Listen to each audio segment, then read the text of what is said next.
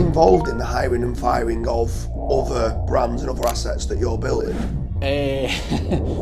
No, don't do that. You want to work on the business, you want to have multiple businesses, grow multiple brands.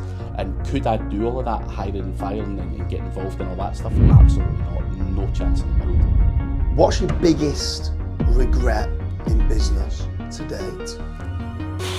I've got a few regrets in business. Obviously, the first one would be... How are we doing? I'm good, lad. I'm good. So today I'm joined with Campbell. I'm up in Glasgow at his office. And today's video is about business in general, family and growth. So let's get straight into it. So first and foremost, the first one I want to kind of ask you about is negative feedback. So over the years, I've known you for a long time now. And obviously you've got a lot of fans and a lot of followers. But then obviously with a lot of fans and a lot of followers comes a lot of haters. So how do you deal with negative feedback in general? I think obviously at the start, as you will know, because I think I spoke to you about a lot of the stuff, and you were one of the guys that like just block and ignore. My initial reaction was, I'm going to fucking, start having an all-out Barney with these people.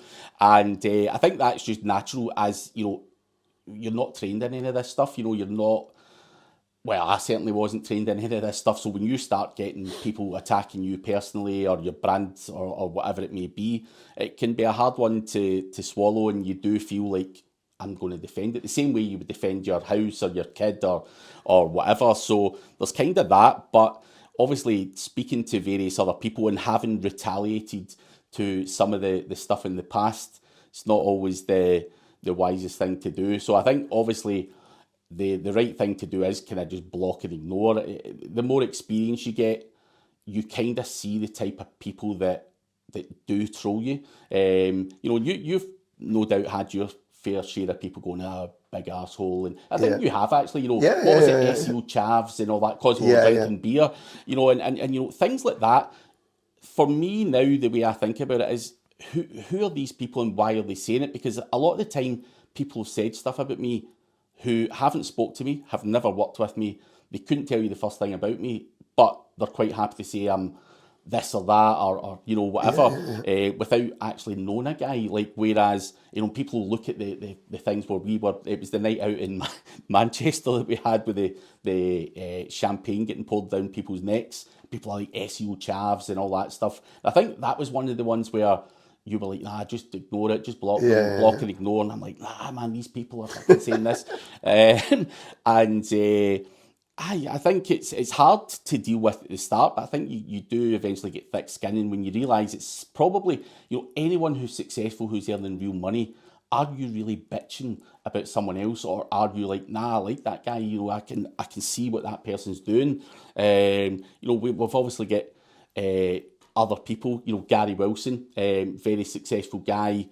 You see the Reddit threads about him and people want to scratch his car and stuff, and you're just like, Jesus.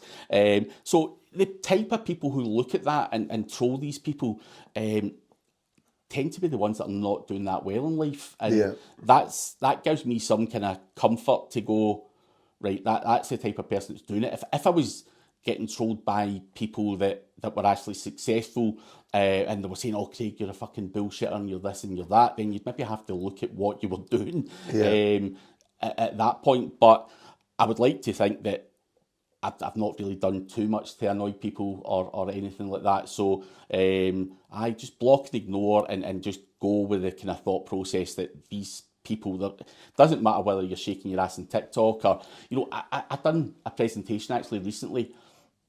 If you look at Taylor Swift on YouTube or whatever, she gets hell. You look at Brad Pitt, someone will be giving him hell. It does not matter who you are. You are copying some amount of shit. And that again gives you some sort of comfort where you're like, nah, like if it's good enough for David Beckham, then fuck it, I'm going to have to take some if you want to put your face out there.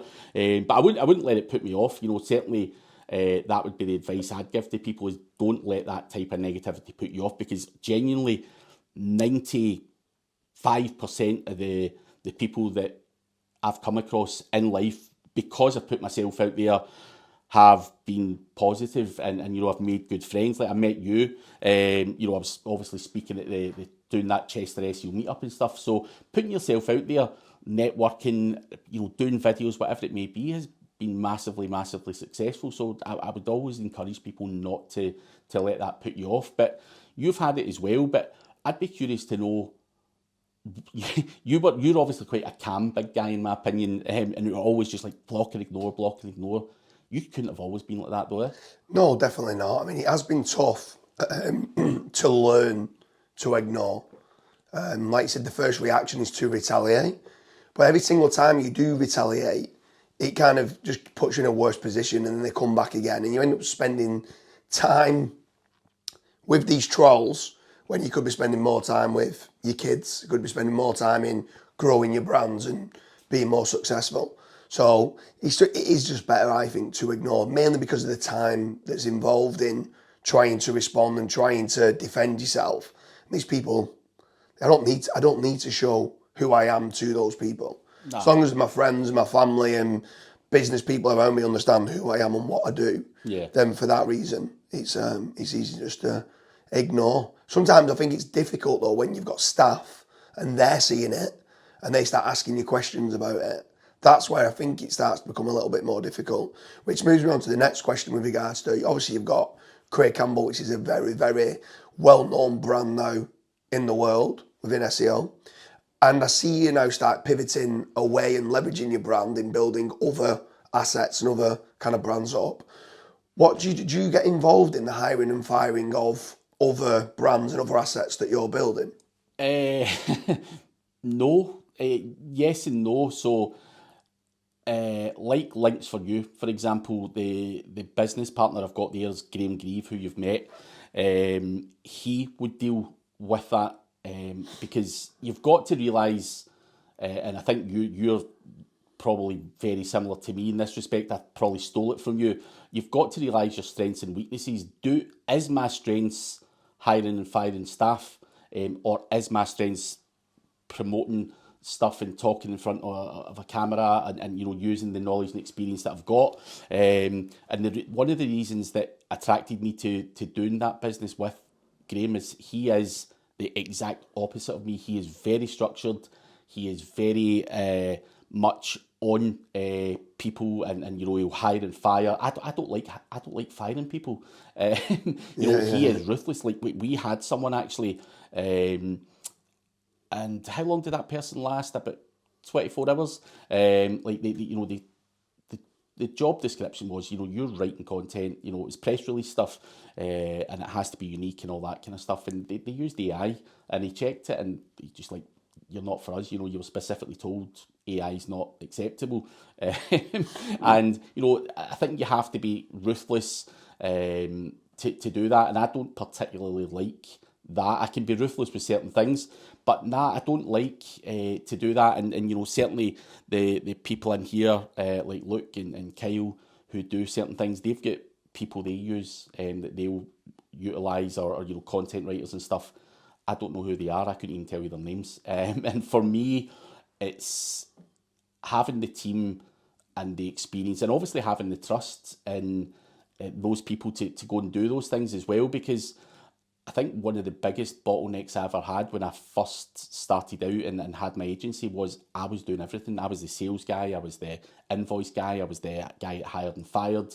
And I think, you know, I built myself into the business rather than working on the business. And that's something you've always harped on about for many years, is, you know, don't do that. You want to work on the business. You want to have multiple businesses, grow multiple brands. And could I do all of that, hiring and firing and get involved in all that stuff? Absolutely not. No chance in the world. You know, You've obviously got to check in with your staff members and stuff here. Obviously, I've got some staff in here, but the guys that have been in here have been with me for years and years and years and have a very specific job, such as video editing and stuff. So obviously these people, even at that, I'll tell you a funny story. Me and my previous business partner, who's no longer in the business, we were hiring and firing a lot of the wrong people. And both of our wives went, you guys are fucking hopeless at hiring. You're picking the wrong people. You know, if someone's flirting their eyelashes at you or whatever, you know, you're hiring them And we weren't hiring it based on someone flirting or whatever. But that's kind of the wife's like, give us a shot. We'll hire. And the last person that we actually physically hired for the office was young Sam, and she's been around for how long? 6 years. 6 years. So there's probably something in that it's just an area where my wife and my business partner's wife at the time were able to hire better than us. And so yeah, obviously you've got to realise your strengths and weaknesses, and obviously utilise your time wisely, because that's, this as well. Your time, what you spend your time on is really, really important. And I don't want to be bogged down by shit like that. I just fucking can't be bothered looking through CVs. Yeah, that's class that you've realised that you're sales and marketing, and that's where business partners comes in, a very important, understanding your weakness, which could be hiring, building a culture, operations. That might not get you out of bed and it like make you go, oh yeah, I'm excited for today. So what does generally get you out of bed, like in the morning, and excite you? Is it growth of the brand? Is it learning new things? Like what excites you when you're coming into work? Probably the growing the brand and stuff. Like over the past couple of years, I've had to rejig what we do, and had to split up everything. I had another business partner. Obviously, we parted ways and stuff like that. So I've kind of had to rejig what I do. Obviously, COVID didn't help, with things as well. So after COVID, the business partner decided he wanted to go and do his own thing. Then I had various other brands, but I couldn't physically. Believe it or not, I actually had to bin 5 businesses in the last year. I had so many opportunities that I was grabbing, and I wasn't able to do them all because I didn't have the right partners in place and stuff like that. So probably in the last 18 months, I've been trying to get rid of things that I just wasn't able to apply the right amount of time to. Didn't have the right partners with the right experience in some of those businesses, and basically consolidate stuff and basically start from, not from scratch, but start again and just get the right people, and do a couple of things really well, rather than 5 or 6 different businesses that were half-assed. Yeah. So I've spent a bit of time kind of doing that in the last couple of years, which has been it's been the right thing to do, absolutely. Doing that and trying to grow things, doing what I'm good at, in terms of the kind of brand side of things, being the personal brand, that kind of, I enjoy that kind of stuff. I think it's fun. I can have a good laugh with it, and I've got to utilise the personality and have a bit of fun with it. And a lot of people are saying, like, even when you speak, you're a really funny guy. So I think I've now realised where my strengths do lie, and I'll just get other people to do the heavy lifting. So getting up in the morning, obviously we always want to make more money. I do want to get involved in more brands, which I am, and doing that and just having the right team and the right business partners around that. And obviously that's something you've done very, very well. I've looked at you and what you've done over recent years, and obviously you've got Carol Hudson and Vedic Kazra and Scott and all that stuff involved in that Searcheroo business, and you've got Leo and various other businesses, and I think that's not something you've done overnight. You've known these guys a long time, and people don't realise that some of the mistakes I've made is maybe getting into business partnerships with people that I didn't know that well and trust, and that's probably something I've kind of failed in to some degree, whereas I know you've got a good relationship with Leo. You've known Leo for God knows how long, but Hudson as well. You probably met Hudson around about the same time you met me years ago, because he was one of the ones that came down to the mastermind. I don't think you were particularly bosom buddies at that point. No. And obviously things develop and stuff like that. So I think, I've made mistakes and had businesses that haven't went too well for one reason or another. But I'd be curious to know your take on how you've done it, because you've obviously somehow been there before me. I say to people all the time, I started out as an SEO guy, and and somehow ended up hiring a web designer and stuff like that.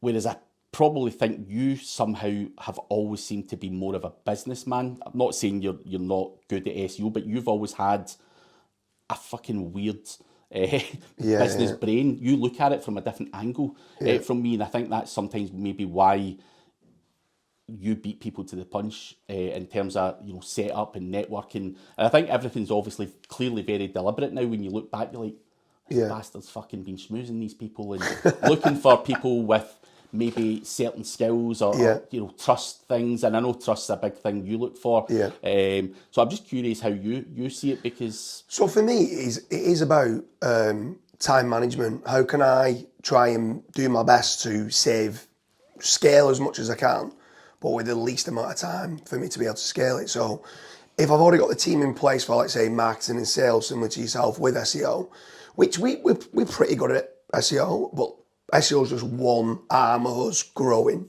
You've obviously got paid ads and other things like social media and actual brand building. But if we could team up with the right partner in something who's brilliant at what I'm weak at, like Leo, probably the easiest way of explaining this would be like a football manager. If you've got your team and you're knowing that your centre-half's pretty weak, you need a new centre-half, or you don't have a centre-half, do you know what I mean? You need to try and acquire a decent centre-half, or you need a striker if you're not scoring enough goals. If there's certain elements within the business that I think I'm weak at, and I could employ someone to do it, or I could set up a brand or invest in a business who are the best in their lane at doing, let's say, technical SEO. I could end up buying a technical SEO agency that have got the top person, but they've also got 5 or 6 staff already that can run all these different audits or run server logs or whatever is needed. I just go and acquire a business that, knowing that now I can still promote that and plug in my sales and marketing to grow that business up, but I can also then leverage the team to be able to fix any of my existing sites. So like the Leo scenario, Leo applied for a job as an apprentice with Matt Diggity maybe 8 years ago, and Matt messaged me and Jason Carpusis, who are business partners, and said, listen, this guy's too intelligent for me to employ as an apprentice. Like, he's a genius. So I started speaking to him, and a lot of stuff he did went above my head. But he was a genuinely lovely person. I got to know him for a couple of years. I got to know Morgan, his wife, really well. She's another one who's on another level with regards to intelligence. But I was wondering, could I work with this person, could I not? Because, all right, if they're intelligent doesn't mean that they're good at running a business. So what I normally do in that scenario is I normally start really small, and I'll start with a very small business that might only get to 2, 3, 5,000 a month. And that's almost the threshold of where that would get to. And if that can work, and we can do the sales and marketing to grow that to $5,000 a month, okay, now we can set up a second brand. Okay, now we can set up a third brand. You'll probably know because you're on the testimonials of a lot of the brands. Craig Campbell says that these are amazing. But obviously we've built now a lot of brands with him, and we're able to leverage that for a lot of our rank and rent kind of systems and processes. So yeah, I mean, it's difficult to choose the right business partner, very difficult. And that's why I like going slow. And a lot of the time when you first do that first business together, I reckon probably 8 out of 10 of those fail. But the 2 out of 10 that work well, then you can double down and treble down with them with. So I've got a lot of very good business partners now, and I've built out a lot of successful brands. But along the way, there's been a lot of mini failures of working with people that I'm like, I can't work with them. And a lot of the time when I'm looking at it, they might be intelligent, they might be good, they might even be good at onboarding staff and systems and processes. But when something goes wrong, which it will go wrong at some point, because life, like growth is never linear, it's a roller coaster. When something goes wrong, is this person going to roll up his sleeves and deal with the shit that we have got to deal with? Or is he just going to go and lie on the floor and just kind of bury his head in the sand and not deal with it? And it's those times you start to realise how good the business partners are. Because for me, you should be thriving off losing. Like, it'd be interesting next time you come down to the office, we've got a bell now, right? And when our systems and processes, if something breaks and something doesn't work, we ring the bell and we're all high-fiving each other. That's someone that's failed and we've done something wrong. Yet the culture now is to high-five them and go, brilliant, we can improve the systems, we can improve the processes. So that mentality of celebrating your losses, because now we're going to learn to improve upon it. You win or you learn. Yeah. And I think that that's a big part of the business and the culture of what we've built now, that it allows people to expand outside of the comfort zone, to push those boundaries, to pull that elastic band to see how far it is before it snaps. So if there it snaps, we can pull it to here and we know that it's not. When majority of people have the elastic band to here and they stay there and they stay in the comfort zone, and that's why they're not successful. Yeah. Name me one billionaire that's been ridiculously successful that built everything within his comfort zone. Bet you can't find me one. No. They've all pushed the boundaries. When you push those boundaries and get outside your comfort zone, that's where the fun then begins. I've got another wee question for you. So you obviously mentioned that you will typically look at, like, say your weak area is technical SEO, and you look at that guy or that agency and you acquire it. Are you buying the full fucking thing, or are you saying, I want to invest 50%? How does that kind of deal work? So that's a great question, because I generally deal with UK investments and normally buy quite a lot of UK businesses. And in the UK, if you own over 26.8% of a business, you've got a significant say in the business. So normally I'm acquiring normally around 27% or above. Yeah. Normally I want the business owner who's got the existing company to stay in the business, because they are normally the ones that have got the brains And the skill that and the skill set that I want. So I'd probably only go 27, 30%, something like that. They've still got enough meat on the bone and enough skin in the game for them to make it exciting for them. Yeah. If I can double the size and double their profits, they're making more money than when they own 100%. Yeah.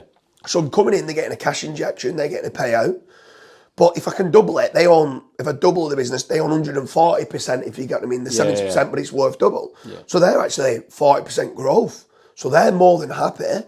I'm more than happy, because then I can put quality control measures in place to make certain that obviously we can scale and grow. But now I've got like leverage to be able to use that staff, because staff's never 100% busy, or very rarely. Yeah. They might only be running to 60, 70% capacity. So if I can just keep giving them bits of jobs, it's almost free labour in the background for my own projects, but I'm still growing the business, so the business owner that I've invested into is more than happy. And that's where the growth by acquisition model or bolt-on acquisition model can be brilliant, when you know, okay, I'm spending quite a lot of money here as an expense to the business, who can I acquire? And do you ever, just out of curiosity for anyone obviously watching, do you ever get, like, you invest 30%, for example, in a business, and then the guy's like, Dooley, you're a bit fucking overkill with your fucking shit here, trying to scale this up, like, fuck off, we're doing it my way. Do you ever, like, get into problems like that? And Once or twice, yeah. And how do you get out of that? Because obviously you've invested. Normally, generally speaking, is we, like, honest, trust and integrity. I'm looking them straight in the eye and I'm saying, like, this is what I want to do. Are you on board with it? Normally they're happy with growth. They do want growth. The first thing I'm looking to do is make certain that actually the business owner is the first person I'm trying to look at, to make certain that they don't have a headache. I don't want them to double the amount of work and they're doing double the amount of work and it becomes stressful for them. Yeah. So if anything, I'm like, majority of the time, these business owners are brilliant technicians and brilliant at doing, let's say, the technical SEO in this scenario. They're not good at running a business. Yeah. So it's like, do you need to be doing that work? Can we not get a VA to actually save you time? So a lot of the time we're doubling the size of the business. And these, if they was working 50 hours a week before I came to them, might now only be working 35 hours a week, yet they're doing double the amount of work. Because I'm trying to educate them, listen, let go. Like, good is good enough. You don't need to chase perfection. Do you know what I mean? And that's where we normally come down to prioritization, procrastination, and perfectionist. I'm normally sat there with them. One, I want to learn what they're doing anyway, so I can leverage the skills, because then we need to then get it into sales and marketing. Okay, this is what we do and this is what we're good at. But two, I don't want you working 50, 60 hours a week. That's not good. Like, you, that technical SEO, that person who's running the business, like you've just said before, needs to work on the business, not in the business. So because of that, normally it's twofold. Normally I'm growing what they're doing, they're happy, and normally I'm taking the stressful bits. What do you not like doing? Can we not get somebody else to do that? And we might need to hire a high level kind of technical specialist to take a lot of his work off. But sometimes when you break it down into step-by-step mini guides with SOPs, virtual assistants can do a lot of the work that you're doing. You just think you can't let that go. Oh no, I need to do that. No, you don't. So on to like time management and stuff like that, which we've both been talking about, of trying to delegate work, working on the business, not in the business, not being in the rat race of doing everything every day. How do you manage to, you've now got a lot of different brands. People only really know the front-facing brand of Craig Campbell. Yeah. But Craig Campbell's now leveraged a lot of other brands of what you've grown out. How do you balance being very successful and being a great dad? Because I keep asking this question to people that are super successful. And generally speaking, you can't give all the time you would like to with the kids. Mm-hmm. And you can't be you can be successful and be a good dad. I'm not saying you can't be that, but where's this balancing act come from? Like, how do you manage to see your son, be a good dad, but also growth? Because males, generally speaking, want to go out and they want growth, they want to see progression and stuff like that. How do you manage to balance that? I mean, it's not easy. Like, for example, I've had to sacrifice certain things, like my son's first day at school. I was hosting my own event in Vegas last year, missed his first day at school. But I think, obviously when you get delegation, business partners and stuff like that, I don't want to be working 60 hours a week. We've all done that stuff, and doing 17-hour shifts in your laptop and then going to sleep and then back up. You don't even brush your teeth back on it. And obviously when you have a kid, certainly for me inside, you're just like, God, I want to spend time with this guy. They're fun. You'll be the same with your kids. So it's just trying to get the balance right. And I've got in my head, I don't want to work at weekends and stuff like that. So, I'll spend family time at the weekends. I do it in the evening at night when I go home. I don't even look at my phone, turn the phone upside down. I'll play the computer with him, or we'll go out for something to eat or whatever. And I think obviously having that time is important. I think Gareth Hoyle once said to me as well when he was born, he says, Craig, take your wife and your kid everywhere you can whilst you can. He says, because when they go to school, it becomes even more difficult. So when Charlie was born, I used to take them to every conference I went to. So like in his first year, he was in 9 different countries, and I took him to Brighton SEO, I took him to America, I took him to all of those things as well. Because now it does get difficult because we can't just take him in and out of school when we feel like it. So obviously you've got to spend time abroad as you do as well. You're doing your hobbies as well, the horses and stuff like, which is obviously a business as well, no doubt. But so you've got to spend time apart. But I think it's healthy to spend that time apart as well. But obviously, I don't want to be that guy where your son's life passes you by, and you'll probably understand, like my son's 5 now, and you're just like, fuck, where did that time go? You're just Crazy. like, Jesus. And even when I see your kids on Facebook, and they're like, geez, I can remember when you were having your first kid, and then just obviously you had a second one not long after, and then you see them, you're like, geez, they've got full heads of hair, and you're just like, the time just flies so quickly. And I don't want to be that guy where I've been too busy with work, and then my kid's somehow 16 and he's left school, and he's moving out, and I've not enjoyed it. So I think you've got to try and make the most of them when they're there. And again, that comes down to how you set yourself up as a business, whether you've got the right people around about you to take charge of what they're supposed to do, delegating stuff. Like even Sam there will do my slides and stuff as well. She deals with all the graphics. So trying to delegate as much of that out as I possibly can. Because people will say, Craig, how do you get time to go to all these conferences and do all these videos and do all of this, that and the next thing? Well, I mean, doesn't take me long to create a video. She's the one doing a lot of the heavy lifting, not me. So I think, doing that allows me the time to be able to spend time with the family and do things with them and go on holiday. Because one of the other things I'll never forget, again, going back to my agency days, I used to go to the hotel reception to get Wi-Fi at 7 a.m. and send people their work and all that, and do this, do that. I would be working whilst I was still on holiday because, again, I was a control freak. Whereas I could fuck off just now. If I need anything, I can WhatsApp her. Can you send me this? Can you do that? Whatever. If I have to, but I would rather not. I would rather do the work before I go and then let them do their thing. And if anything blows up, by all means, call me. But I think that all comes down to your staff and your processes and systems. And even Graham came in and he's like, he's not part of my brand or anything, but into the business, and he wanted some videos and stuff done by Sam, and it was just hard. It was hard, and he's like, how does Craig's process look to you? And she's like, I just know what Craig wants. He just says what he wants and that's it. So when you've got people who are familiar with your style and stuff, it makes it 10 times easier as well, because I like her creativity. I don't really say, oh, you have to do this and you do that. If I like something in your video, I'm going to say, go fucking steal that shit off of him. I want mine to look like that. So again, it's all about delegation and stuff like that, which frees up a lot of my time. And I try and finish early on a Friday as well, is another thing that I've always tried to do. So it wasn't always that way, but that's what I try and do in my head, and I'm trying to also cut down the amount of travelling and stuff I do, because even when I left to go to Greece the other day, my little guy was cuddling me. He's like, please don't go. He's crying and all that, and you're like, fuck, it's getting harder and harder. So it's one of those ones where it's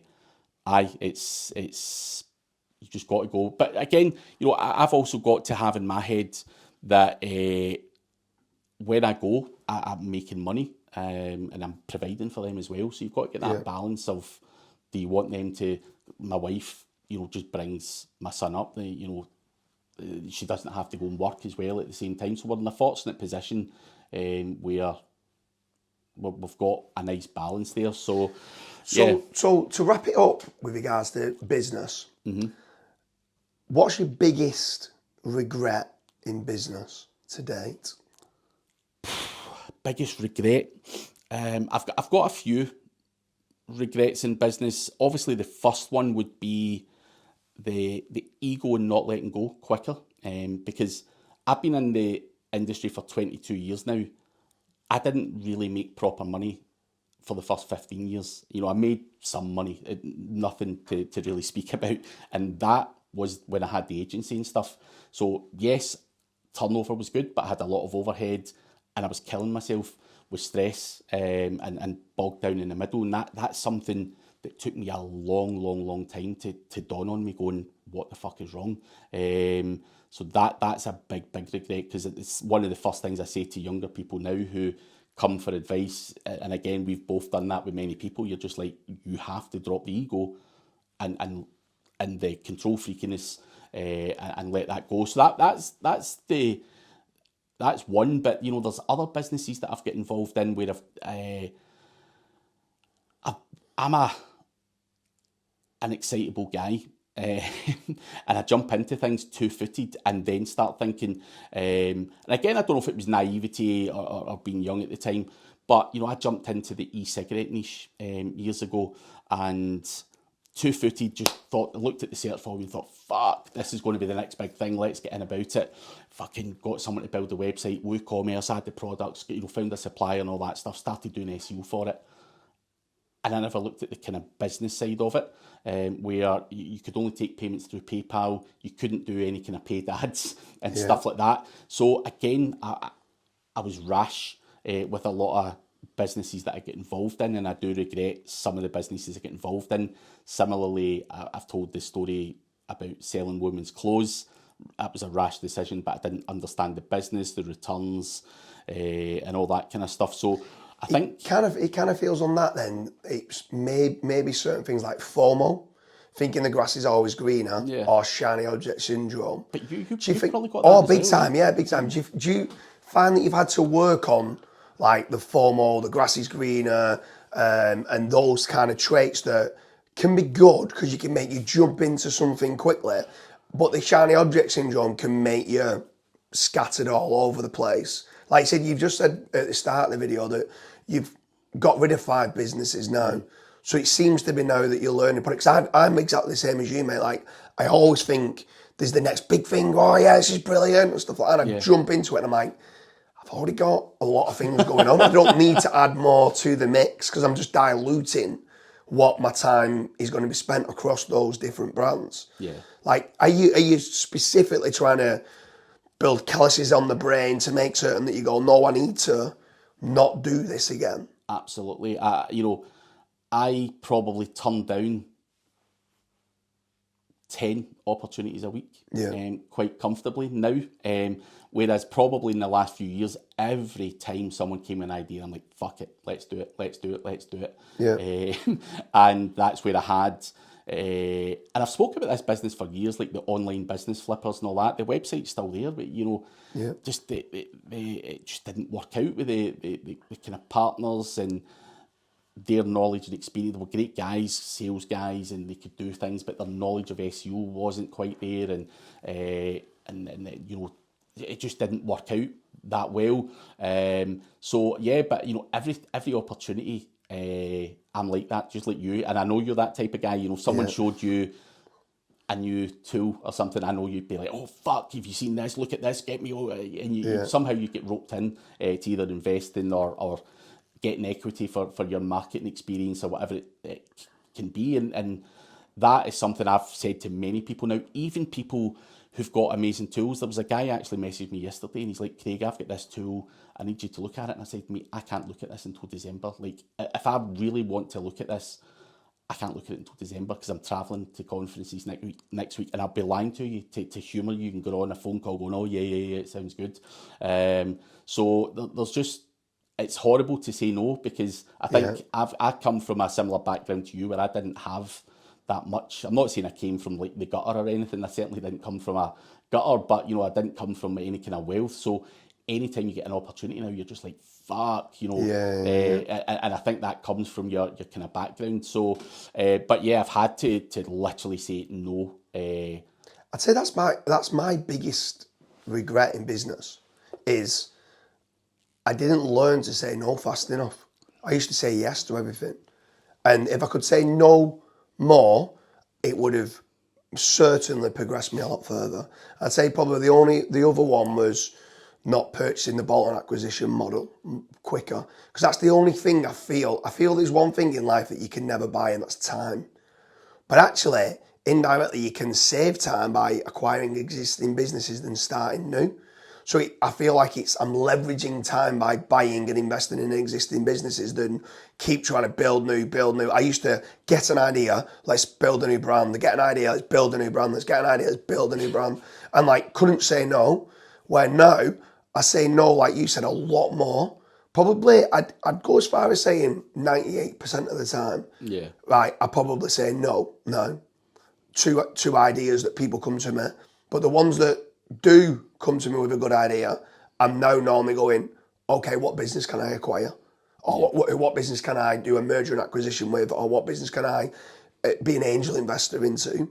Because I don't want to start it from scratch when someone's already been doing it for 5 years. They've already got the staff. They might not be perfect, but I'm fine with that because now I can go in with my quality control measures to try and improve it. So, last question in business, retirement. Do you think you could ever retire? No. I've thought about it.